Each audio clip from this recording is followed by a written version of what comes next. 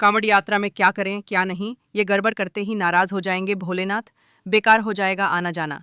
कांवड़ यात्रा रूल्स। ग्रंथों में कांवड़ यात्रा के कुछ नियम बताए गए हैं जिनका पालन नहीं करने पर यात्रा करने से भी कोई फल नहीं मिलता है। कुछ नियम ऐसे भी हैं जिनका पालन सावन से पहले ही शुरू कर देने चाहिए। हरिद्वार। हर साल श्रावण मास के साथ कांवड़ यात्रा शुरू हो जाती है। साल 2025 में श्रावण मास 11 जुलाई शुक्रवार से पूर्वाषाढ़ा नक्षत्र से शुरू होगा और इसी दिन से कांवड़ यात्रा की भी विधिवत रूप से शुरू हो जाएगी। श्रवण मास भगवान शिव को समर्पित होता है, जिसमें शिव भक्त अपने कंधों पर पवित्र कांवड़ यात्रा उठाकर सैकड़ों किलोमीटर की पैदल यात्रा करते हैं। धार्मिक ग्रंथों में कांवड़ यात्रा करने के कुछ नियम बताए गए हैं जिनका पालन नहीं करने पर यात्रा करने का कोई भी फल नहीं मिलता है। कांवड़ यात्रा के कुछ नियम श्रावण मास शुरू होने से एक दिन पहले ही शुरू करने होते हैं, जिन्हें पूरा सावन करने पर भोलेनाथ प्रसन्न होकर सभी मनोकामनाएं पूर्ण करते हैं।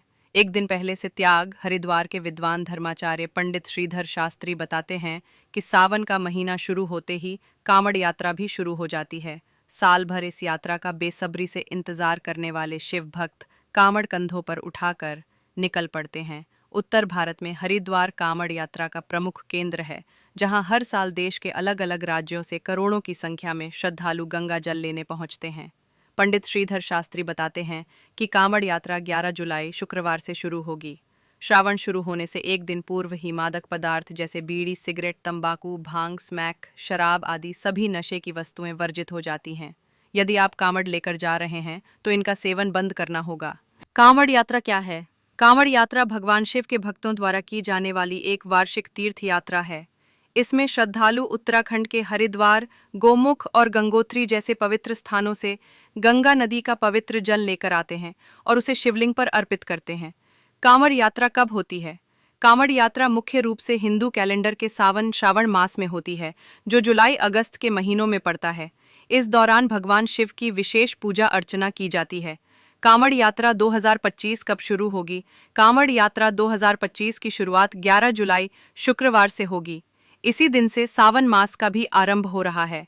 कांवड़ यात्रा 2025 कब समाप्त होगी? कांवड़ यात्रा 9 अगस्त को सावन शिवरात्रि के दिन समाप्त होगी। इस दिन भक्त गंगा जल से शिवलिंग का अभिषेक करते हैं। कांवड़ यात्रा कौन करते हैं? कांवड़ यात्रा मुख्य रूप से भगवान शिव के भक्त कांवड़िया करते हैं। इसमें पुरुष और महिलाएं दोनों शामिल होते हैं।